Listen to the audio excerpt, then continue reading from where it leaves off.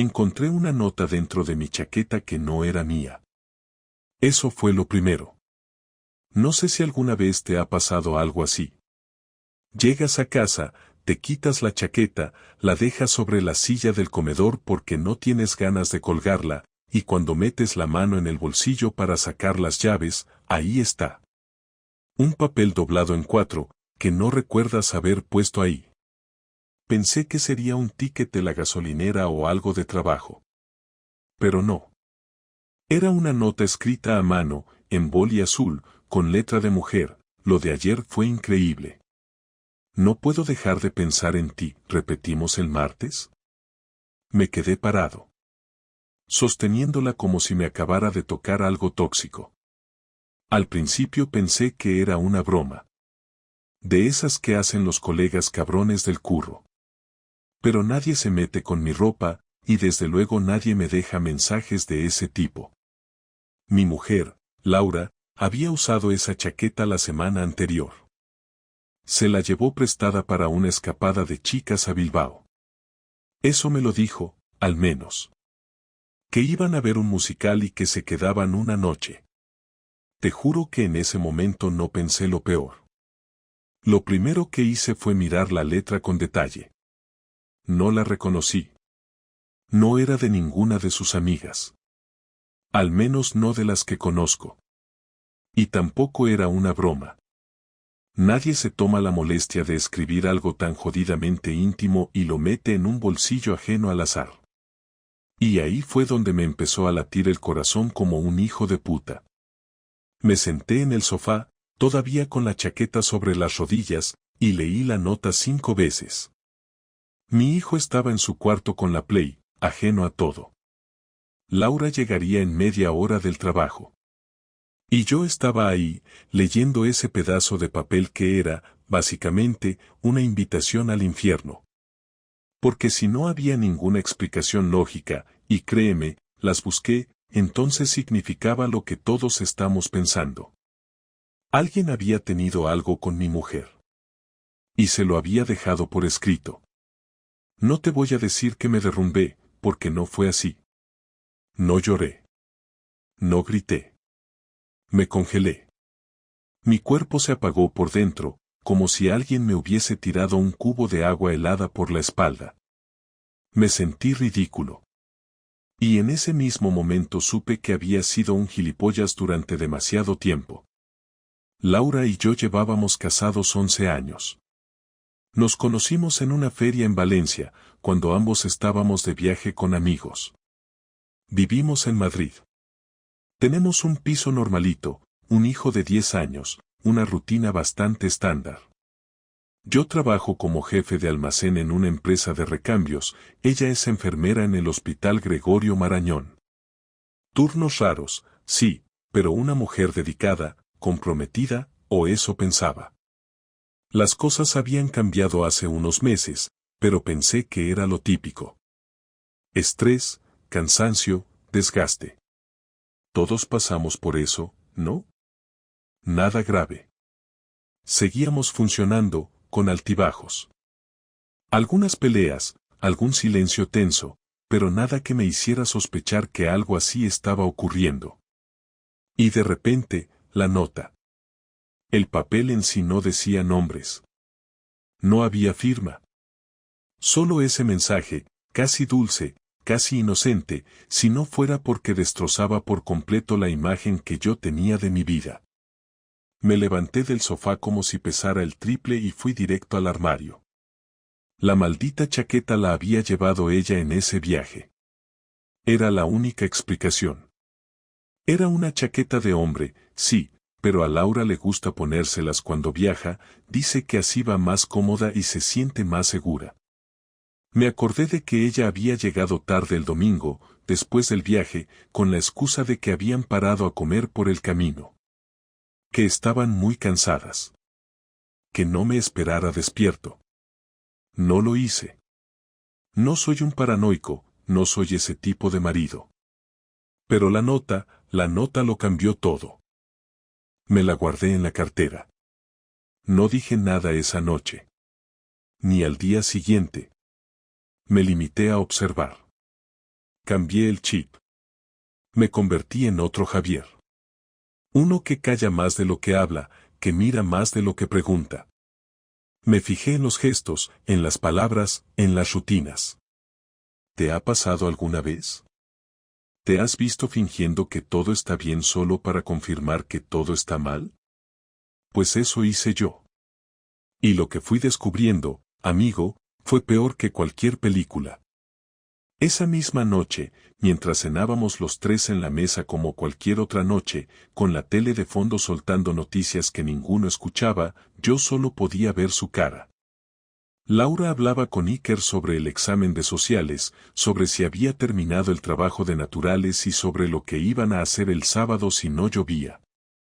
Yo asentía en automático, comía sin saborear, con la nota que mandóme el bolsillo.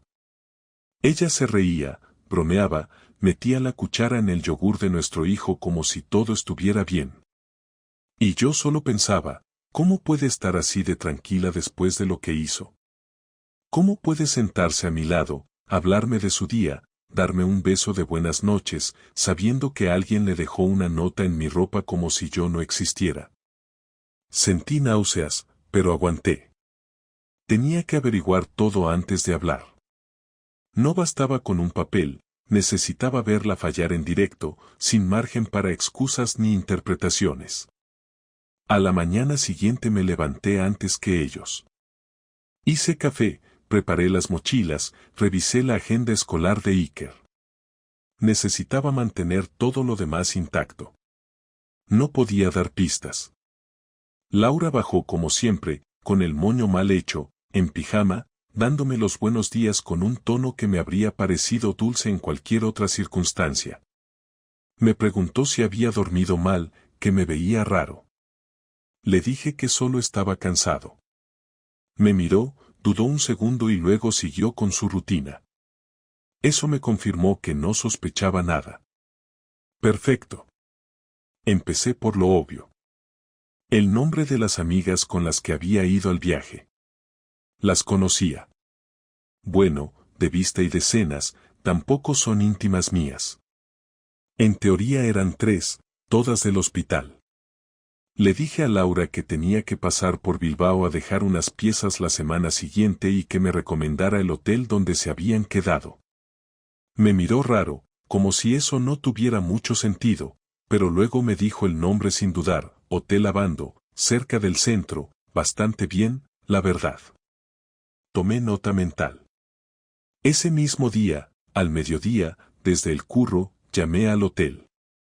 Me hice pasar por un cliente que quería reservar y necesitaba saber si en las fechas del 18 y 19 de ese mes habían tenido una reserva para 4 mujeres en una habitación cuádruple. La recepcionista buscó y me dijo que no, que en esas fechas las reservas femeninas eran dobles y una individual. Colgué sin decir más. Me sudaban las manos. Ya no era solo una sospecha. Era una mentira directa. Ella dijo que fueron 4, y resulta que fueron 3, o menos. ¿Quién era la cuarta? Al día siguiente decidí seguir a Laura. No lo había hecho nunca. Me dio asco tener que hacerlo. Pero no podía seguir viviendo en ese punto medio. Le dije que me tomaba la mañana libre, que tenía médico, pero que luego iría a la nave a supervisar unos pedidos. Ella salió a las 8, con la mochila del hospital al hombro, las zapatillas blancas y el abrigo largo negro que siempre usa cuando quiere verse elegante sin ir de punta en blanco. Subió al coche y se fue. Yo la seguí con el mío a una distancia prudente. Ya me había asegurado de que Iker estuviera en el cole y de que nadie del curro me necesitara. La vi girar por Príncipe de Vergara, luego tomar dirección sur. No iba al hospital. Eso ya me lo esperaba. Aparcó en una calle estrecha cerca del Retiro y caminó hacia un portal. No era un centro médico. No era una consulta. Era un bloque de pisos normal, residencial. Se paró, miró el móvil, escribió algo y luego subió. Ahí supe que no había nada más que esperar. Esa no era su ruta habitual, no era su trabajo, no era nada que pudiera justificar sin inventarse una historia absurda. Volví al coche y me quedé ahí, pensando qué hacer. Esperé. 1 hora. 2. A las 11:20 salió. El pelo más suelto que antes, la cara relajada, una leve sonrisa. Bajó las escaleras mirando el móvil. Subió al coche, se echó brillo en los labios con el retrovisor y arrancó. Yo la seguí hasta que entró en el hospital a las 12 menos cuarto. El turno empezaba a las 8. No necesitaba más pruebas. Me fui a casa con una mezcla de rabia, tristeza y un cansancio físico como si hubiera estado cargando sacos de cemento. Esa tarde no dije nada. Hice como que todo estaba normal. A la noche, después de que Iker se durmió, me senté en el salón con ella. Puse una cerveza sobre la mesa y le dije, tengo una pregunta. Quiero que me respondas sin dar vueltas. Me miró con cara de susto, pero asintió. ¿Dónde estuviste esta mañana entre las 8 y las 11:30? Se quedó blanca. Muy blanca. Tardó 3 segundos en responder. ¿Por qué preguntas eso? Ni siquiera intentó mentir. Ya no. Me reí por dentro. ¿Por qué te seguí? Porque no fuiste al trabajo. Porque entraste en un portal. Porque saliste sonriendo y luego fuiste al hospital como si nada. Ella cerró los ojos y respiró hondo. Javi, no quería que te enteraras así. Así como, vigilándote porque me trataste como un imbécil. Me levanté. No podía seguir sentado frente a ella. Me hervía la sangre. ¿Es uno del hospital? ¿No del gimnasio?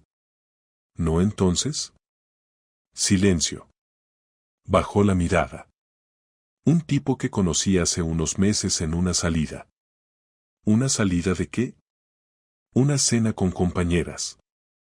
Estaba en la barra, hablamos, intercambiamos teléfonos. ¿Y desde entonces? Hablamos, tomamos café, y sí, a veces, no terminó la frase. No hacía falta. Lo había dicho todo. No me gritó. No lloró. No suplicó. No pidió perdón. Solo dijo que no sabía cómo había llegado a eso. Que se sentía vacía. Que no se sentía vista. Que necesitaba sentirse viva. Me reí. Un poco fuerte. ¿Y tu forma de sentirte viva es follarte a otro en mi puta cara? Se encogió de hombros. No fui a buscarlo, Javi. Solo pasó. Claro, como si te cayeras encima de su polla sin querer. Me fui al dormitorio. Cerré la puerta. Esa noche dormí en el suelo, en la habitación de Iker. No quería verla. No quería olerla. No quería que me tocara. El asco era real. No a ella. A mí mismo. Por no haberlo visto antes. Por haber confiado.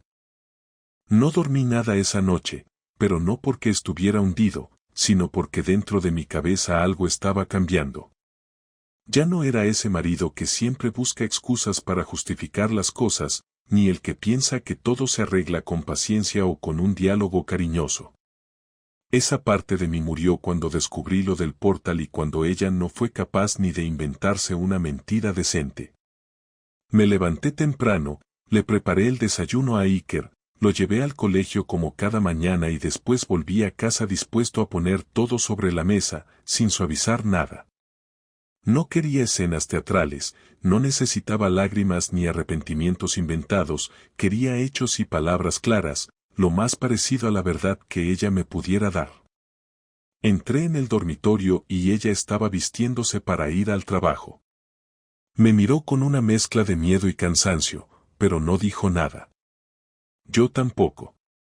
La tensión en la habitación era tan grande que parecía que incluso los muebles se mantenían quietos para no hacer ruido. No quería gritar, eso lo tenía claro, pero necesitaba que entendiera que lo que había hecho no era una aventura, ni un error, ni un escape emocional, sino una traición pura y dura hacia alguien que nunca le había dado motivos para pisotearle la confianza. Le pedí que se sentara en la cama. Yo me quedé de pie. Ella suspiró y preguntó si teníamos que hablar justo en ese momento, porque llegaba tarde.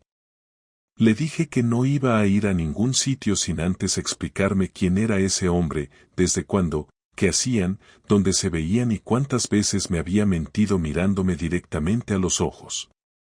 No intenté suavizar la voz, le hablé con firmeza y con una frialdad que parecía incomodarla más que cualquier grito. Ella tardó en contestar, pero cuando lo hizo, usó un tono que me molestó más que cualquier insulto. Puso cara de víctima. Dijo que estaba agobiada, que no sabía lo que quería, que se había sentido sola y que yo estaba distante. Le dije que eso era una forma barata de echarme la culpa. No digas que fue por soledad cuando tenías un marido que estuvo contigo en todo. Si estabas agobiada, podías haber hablado conmigo, no abrirte de piernas con un desconocido en un piso de barrio. No vengas con discursos de manual. Ella bajó la mirada y dijo que no era tan simple. Le pedí que fuera directa. Y lo fue. Dijo que todo había empezado en una cena, que ese tipo se mostró atento, que la escuchaba, que le hacía sentirse deseada y que poco a poco empezó a refrescarle una parte de sí misma que creía perdida. ¿Y yo qué era entonces? El hombre que paga facturas y te calienta la cama si te apetece, ¿ese era mi papel en tu vida? Ella no respondió. Era obvio que sí. Quizá no lo hubiera pensado así nunca, pero en la práctica eso era lo que yo era. Le pregunté cuándo fue la primera vez que pasó algo. Dijo que un mes después de conocerlo. Le pregunté cuántas veces. Me dijo que no muchas. Le dije que eso no respondía a nada. Dijo que 5 o 6. Eso me dio más rabia que si hubiese sido 20, porque demostraba que no fue un impulso, sino algo repetido, programado, deseado y ejecutado como si yo no existiera. Le pregunté dónde. Dijo que en ese piso y una vez en su coche. Me golpeó fuerte esa frase, porque pensé en mi casa y en cómo yo la había respetado, cómo nunca la había engañado, cómo me había esforzado por ser un buen padre y un buen marido. Y ella estaba viviendo otra vida a mis espaldas en sitios tan ordinarios como un portal alquilado y un maletero. Me preguntó si yo también quería separarme. No entendí por qué lo preguntaba como si fuera yo quien decidía el rumbo, como si ella no lo hubiera torcido todo antes. Me dijo que no quería llegar a este punto y que no quería perder a Iker ni destruir lo que habíamos construido. Yo no pude evitar reír, aunque no me hizo gracia. Le dije que lo destruyó ella cuando metió a otro en su cama, aunque esa cama no fuera la de casa. Ella por fin subió el tono y me soltó que no podía llevar toda la culpa, porque hacía meses que me veía apático, distante, como si estuviera agotado siempre.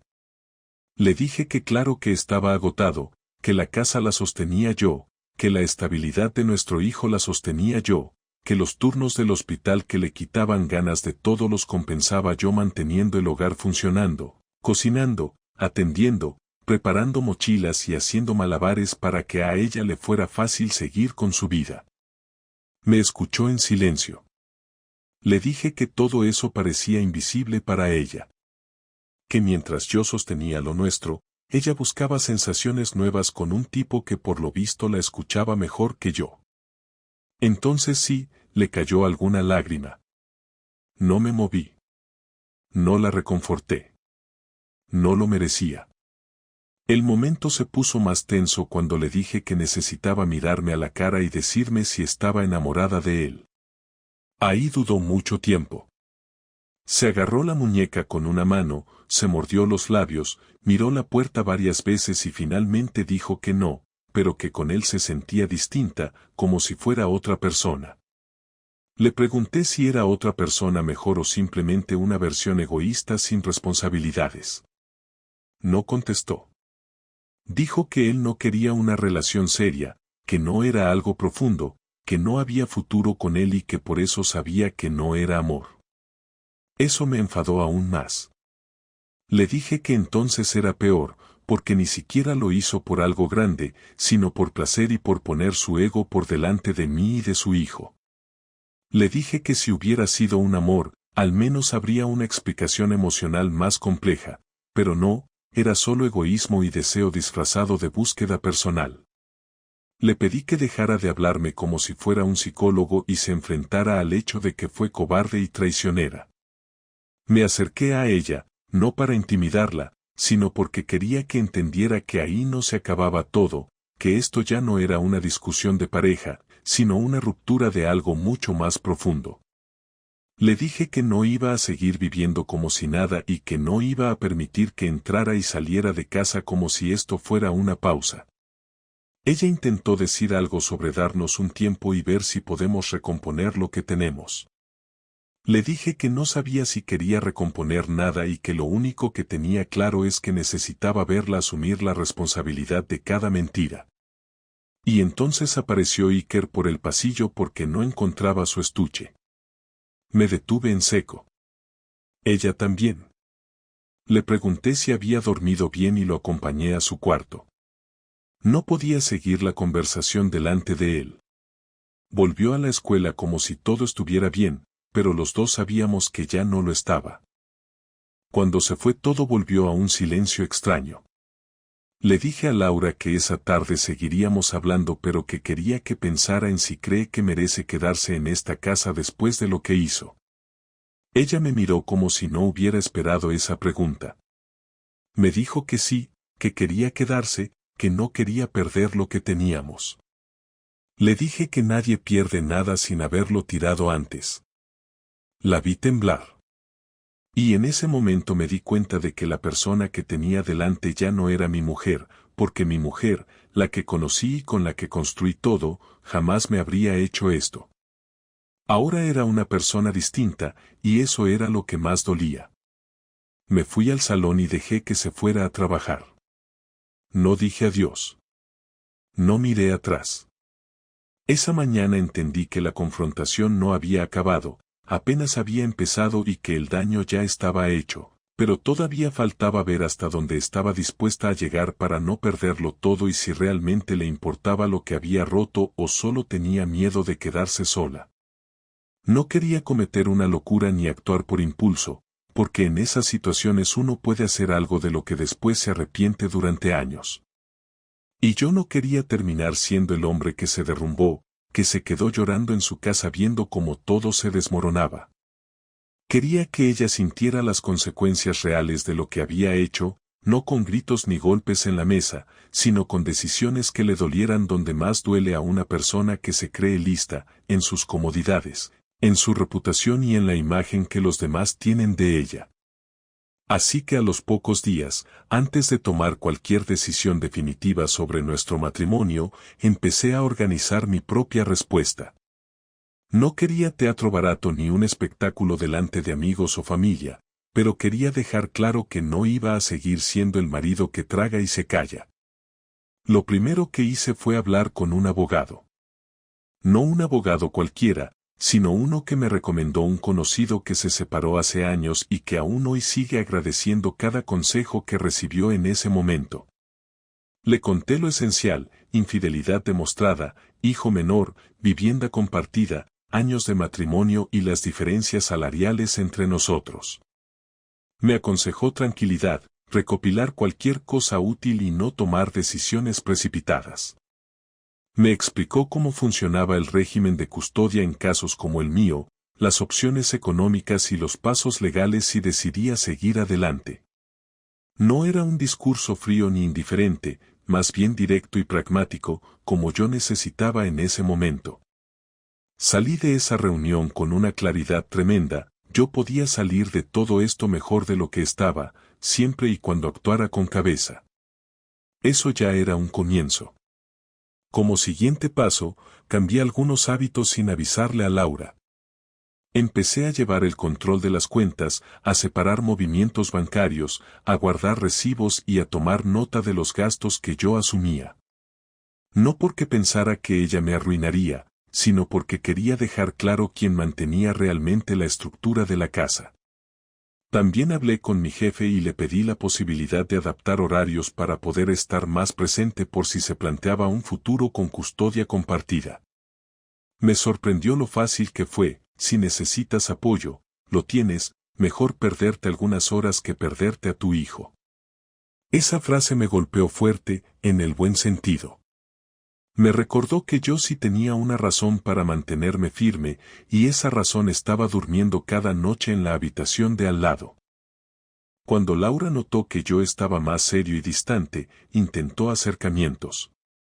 No físicos, porque sabía que eso no iba a funcionar, sino en forma de conversaciones suaves, comentarios sobre el día, gestos cotidianos.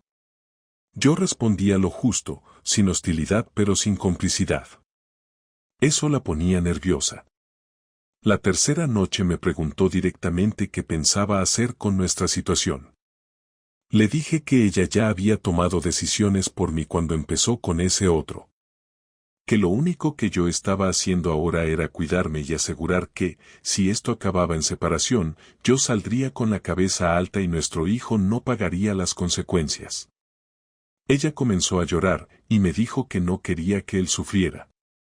Le respondí que el sufrimiento no lo provocaba el que descubre una mentira, sino el que la crea. Ahí se calló. La parte más delicada era decidir si contarle esto a alguien más. No quería armar escándalos, pero tampoco deseaba cargar con el secreto como si yo fuera el culpable. De modo que pedí a mi madre que viniera a casa una tarde, fingiendo que necesitaba que cuidara a Iker una hora porque yo debía resolver un tema del trabajo. Cuando llegó, le pedí que esperara, entré al dormitorio donde estaba Laura y le dije que bajara conmigo al salón porque iba a contarle la verdad a mi madre y quería que estuviera presente. Ella palideció y me dijo que no lo hiciera. Le respondí que no tenía por qué mentirle a mi propia madre para proteger su imagen.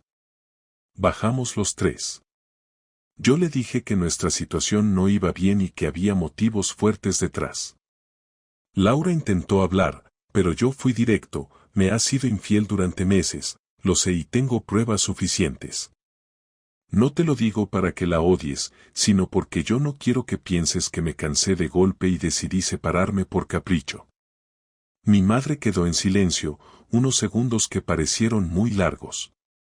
Luego me miró y dijo que hiciera lo que fuera mejor para mi hijo y mi salud, que no aceptara migajas ni medias verdades.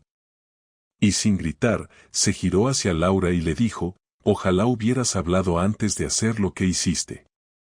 Y eso fue todo. Ni insultos ni llantos. Solo un golpe limpio y directo, sin ruido. Laura se sintió expuesta, y lo vi claramente, porque tardó días en levantar la mirada sin culpa. Mi hijo no sabía nada, ni debía saberlo. Pero sí notaba que algo estaba cambiando.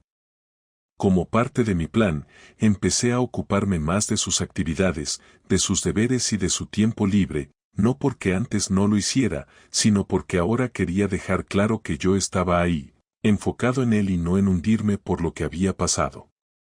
Un sábado, lo llevé a entrenar y después a comer a un sitio que le gusta. Cuando llegamos a casa, Laura estaba seria y callada. Me pidió hablar a solas y me preguntó si estaba intentando quitarle a su hijo. Le dije que no, que solo estaba demostrando que no me hundía, que seguía firme. Entonces ella perdió un poco los nervios y dijo que yo estaba actuando como si fuera perfecto.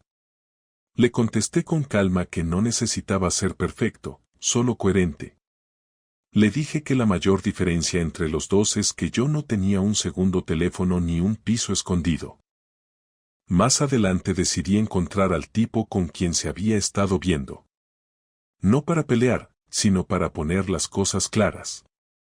No quería golpes. Quería que supiera que sabía todo. A través de un conocido del hospital, conseguí su nombre.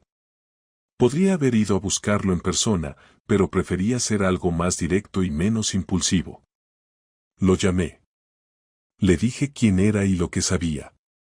Se quedó en silencio unos segundos que me hicieron entender que estaba incómodo.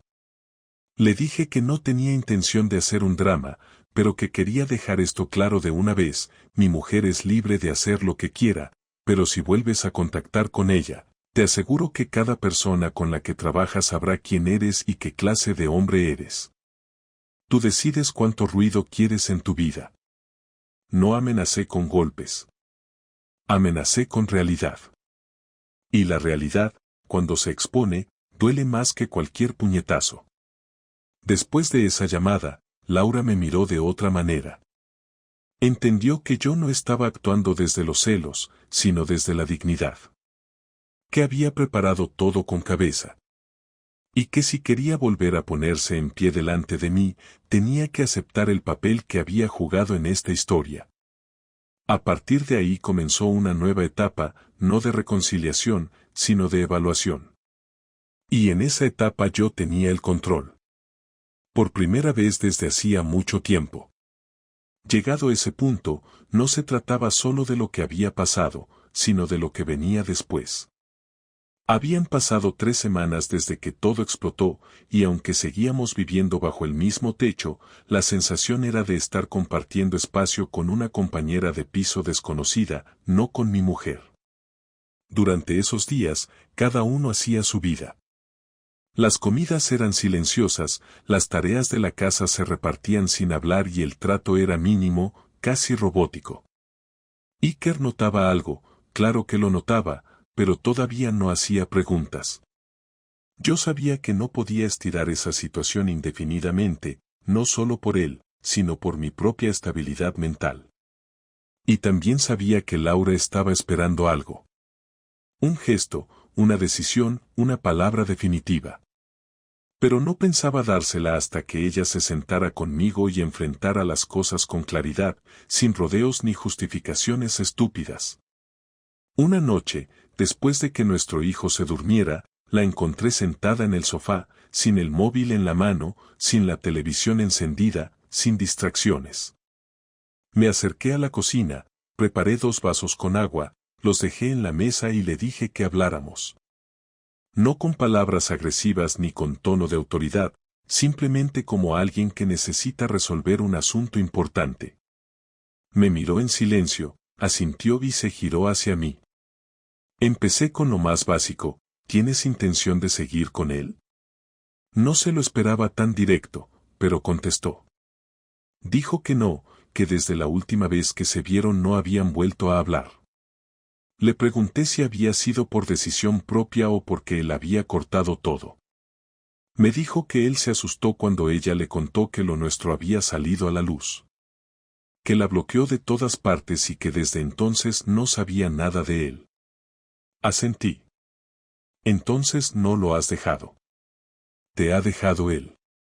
Esa frase le cayó como un cubo de cemento. No la discutió. Seguimos hablando. Le pregunté si en algún momento pensó dejarme por él. No respondió al instante. Luego dijo que no lo tenía claro, que durante un tiempo creyó que ese vínculo nuevo le traía lo que echaba de menos en su vida, pero que al final comprendió que era una fantasía. Que él no quería un compromiso real y que nunca habría aceptado el peso de una familia. Que con él solo existía cuando estaba sola, pero que conmigo existía todo el tiempo. Esa respuesta me molestó más de lo que pensaba, porque dejaba claro que yo era su ancla, pero también su muleta, la base que usaba para sostener su doble vida. Le dije que no era justo. Que yo no era un pilar para que ella se apoyara mientras se iba a experimentar con tipos nuevos. Que si se sentía vacía, lo mínimo habría sido decirlo y no meterse en una historia a escondidas mientras jugaba a ser madre y esposa en casa. Ella se defendió diciendo que no supo cómo hacerlo, que tenía miedo de perderlo todo si lo decía en voz alta. Le respondí que lo perdió igual. Que ahora solo tenía los restos y no sabía si eso bastaba para reconstruir algo. Pasamos 1 hora hablando. Sin gritos, sin reproches innecesarios, solo con preguntas duras y respuestas incómodas. Le pregunté si volvería a hacerlo. No supo contestar. Le dije que si la respuesta no era un no rotundo, entonces no podía quedarme. Ella se quedó en silencio durante mucho rato, mirando al suelo. Finalmente dijo que no quería que la perdonara por obligación, que si decidía seguir conmigo tenía que ser porque aún veía a la mujer con la que se casó, no a la que falló. Le respondí que esa mujer, la de antes, ya no existía. Que podía parecerse, sonar igual y tener la misma cara, pero que ahora era otra. Y que yo también era otro. Que lo que ella rompió no era solo mi confianza, sino mi forma de verla, y que eso era lo más difícil de recuperar. A veces el problema no es lo que pasó, sino lo que cambia en tu cabeza cuando ves a la otra persona con claridad por primera vez. Ella me preguntó si la odiaba. Le dije que no. Que si la odiara, ya me habría ido. Que lo que sentía era una mezcla de decepción y distancia. Que era como si después de tantos años compartiendo todo, de repente se hubiera abierto una puerta a una habitación donde ella vivía sola y yo no tenía entrada. Me pidió que le dijera si aún quería seguir casado. Le dije que no lo sabía. Que no estaba seguro de querer seguir compartiendo vida con alguien que fue capaz de mentirme con esa naturalidad. Que cada vez que la veía coger el móvil o salir sola, tenía que luchar con mi cabeza para no imaginar cosas. Que eso no era vida. Le propuse una pausa. No un tiempo para ver a otras personas ni para desconectar, sino un espacio real donde cada uno pudiera decidir si quería reconstruir o no. Le dije que yo me iría una semana, que me quedaría en casa de mi primo en Las Rosas, y que mientras tanto, ella pensara que estaba dispuesta a hacer para que yo pudiera volver a mirarla sin esa barrera mental. Me dijo que no quería separarse de Iker. Le respondí que no se trataba de eso. Que él seguiría viéndonos igual, que yo lo llevaría y lo recogería, pero que necesitaba respirar sin ella cerca para saber si la extrañaba o si solo extrañaba la costumbre. Me dijo que entendía. No pidió nada más. No intentó abrazarme. Me limité a decirle que el lunes por la mañana me iría. Esa semana fue extraña. Por un lado, me sentía libre, con espacio para pensar y sin tener que fingir. Por otro lado, notaba la falta de Iker, el silencio de una casa sin rutina. En casa de mi primo tenía todo lo que necesitaba, pero no era hogar. Me di cuenta de que no era solo el espacio lo que me dolía, sino la pérdida de la estructura, de lo que había sido mío durante tanto tiempo. Hablé con Iker por videollamada cada noche. Le dije que estaba haciendo unas cosas del trabajo y que pronto volvería. No me creyó del todo, pero no insistió. A mitad de semana, Laura me mandó un mensaje. Me dijo que no iba a pedirme que volviera, pero que si quería decirme una cosa, he decidido que si tú no vuelves, me iré yo. Esta casa no puede seguir siendo un escenario de un matrimonio roto. Y no quiero que Iker crezca en medio de esta tensión. No respondí al momento. Me quedé mirando ese mensaje largo rato. No porque me afectara lo que decía, sino porque por primera vez parecía asumir que la cosa no iba a depender de cuánto se esforzara en convencerme, sino de lo que cada uno podía o no soportar. Le contesté al día siguiente, con un mensaje igual de seco: hablamos el domingo. No quiero tomar decisiones por WhatsApp. Llegado el domingo, volví a casa. Iker me abrazó como si llevara un mes fuera. Laura me miró como si no supiera si saludarme o no. Nos sentamos cuando él se fue a jugar, y le dije lo que había decidido.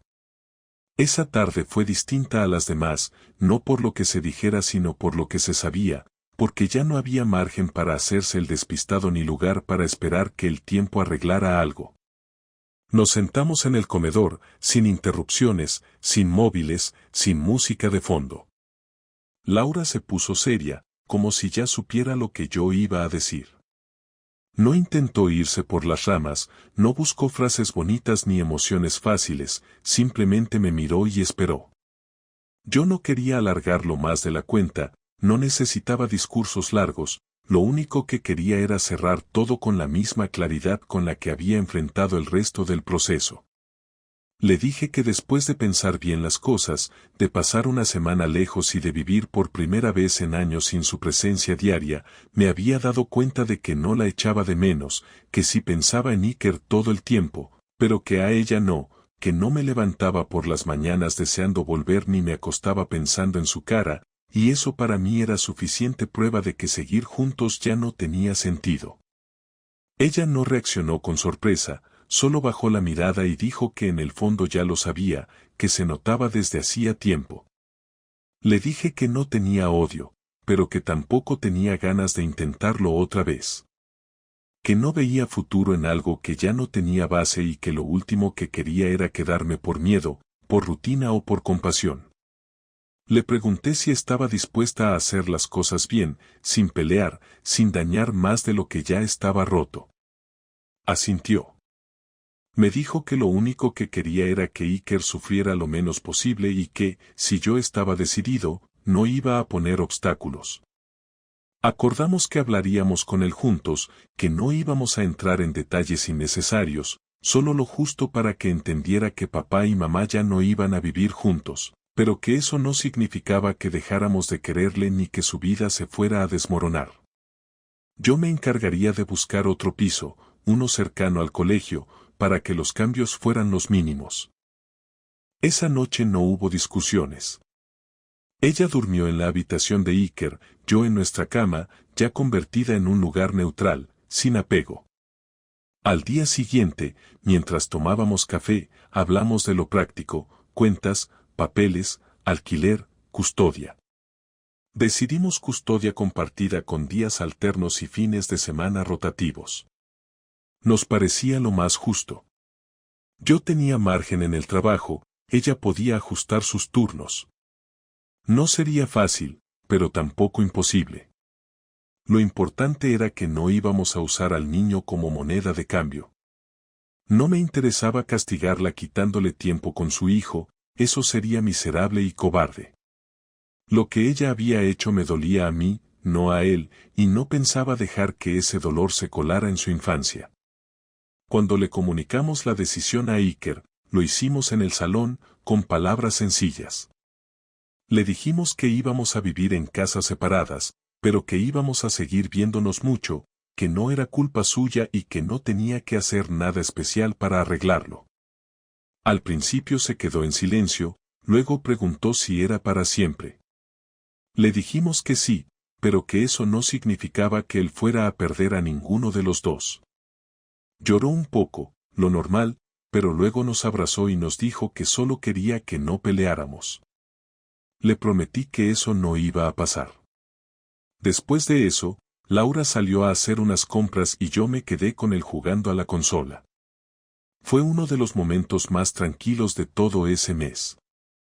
No porque todo estuviera bien, sino porque al fin las cartas estaban sobre la mesa y no había que fingir más.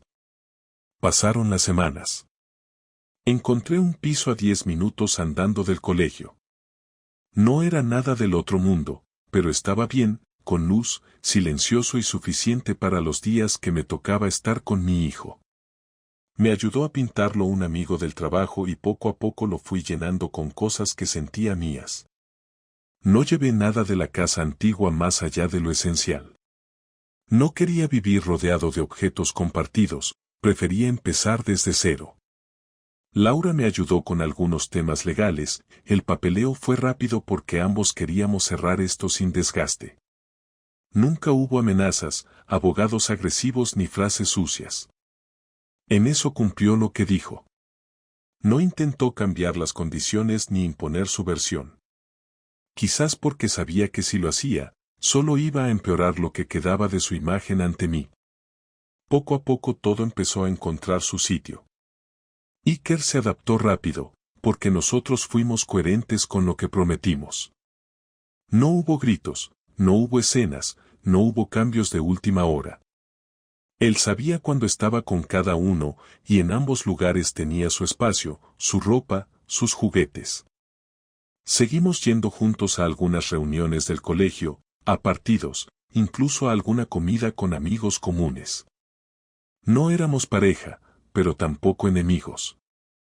Había un pacto silencioso de respeto, un acuerdo tácito de no complicarlo más. A veces, cuando la veía, todavía me venían recuerdos de lo que había pasado, pero ya no me dolía igual. Había aprendido a aceptar que hay cosas que no tienen arreglo y que seguir atado a lo que fue solo te impide vivir lo que puede venir después. Algunos conocidos nos preguntaban por la separación. Yo decía la verdad sin entrar en detalles. No funcionó, tomamos caminos distintos. No necesitaba contar la historia entera ni justificar mis decisiones. Mis amigos cercanos lo sabían, y eso me bastaba. Nunca me gustó ir por ahí dando pena ni buscando aprobación. Lo que pasó, pasó, y punto. Con el tiempo, incluso recibí mensajes de personas que me decían que admiraban cómo había llevado todo, que no muchos lo hubieran manejado así. Yo no buscaba admiración. Solo paz. Un día, varios meses después, Laura me escribió un mensaje. Me dijo que solo quería agradecerme por haber sido justo, por no haberla destruido cuando podría haberlo hecho. Me preguntó si algún día podríamos tomar un café para hablar, sin presiones, solo para cerrar bien todo. Le respondí que lo pensaría. Pero no fui. No porque sintiera rencor, sino porque ya no necesitaba hablar más. Ya estaba cerrado para mí. La etapa se había terminado, no con drama ni con venganzas finales, sino con la certeza de que todo tiene un límite y que el mío había llegado el día que encontré esa nota en mi chaqueta. A partir de ahí, el resto fue consecuencia. Hoy, cuando me levanto en mi nuevo piso, con mi hijo durmiendo al lado algunos días y el silencio bien repartido en las habitaciones, no siento tristeza. Siento tranquilidad. No tengo pareja, ni estoy buscando una. No estoy reconstruyendo mi vida como quien necesita llenar un vacío, simplemente estoy viviendo con más claridad. Sé quién soy, sé lo que aguanté y sé lo que merezco. Y si algo aprendí de todo esto, es que a veces perder una relación es la única forma de recuperar la dignidad que dejaste olvidada por amor.